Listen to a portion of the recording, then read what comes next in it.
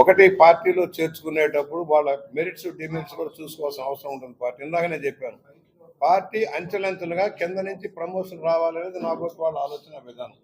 Party కోసం పనిచేసిన వాళ్ళని పైనుంచి స్కై ల్యాబ్లు అక్కర్లా, మనకి స్కై ల్యాబ్లు అక్కర్లా, కింద నుంచి పనిచేసే వాళ్ళు ప్రమోషన్ ఇచ్చుకుంటూ ఒక ఒక వార్డు మెంబరు సర్పంచ్ కావాలనుకుంటాడు, సర్పంచ్ ఎంపీపీ కావాలనుకుంటాడు, ఎంపీపీ ఎమ్మెల్యే కావాలనుకుంటాడు. తప్పేం లేదు ఆశించుకోవడం. పార్టీకి ఎప్పుడైతే సిద్ధాంతబద్ధంగా కింద నుంచి పైకి వచ్చాడో ప్రమోషన్ ఇచ్చుకుంటే బెస్ట్ అనేది నా ఫీలింగ్.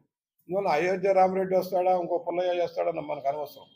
వాళ్ళ పార్టీ బలంగా ఉంది. నిన్న ఎవరుంటే 124 సీట్లు గెలిచాం. అంత భయానక పరిస్థితుల్లో 124 సీట్లు గెలవగలిగాం కదా. క్యాడర్ పనిచేశారు కదా ధైర్యంగా, ప్రజలు సపోర్ట్ చేశారు కదా. ఆ ప్రజాబలం ఉన్నంతసేపు ఎవరు అవసరాలు లేవు. అధికారంలోకి వచ్చాక ఎవరు అవసరం? వీళ్ళందరూ అవసరమా?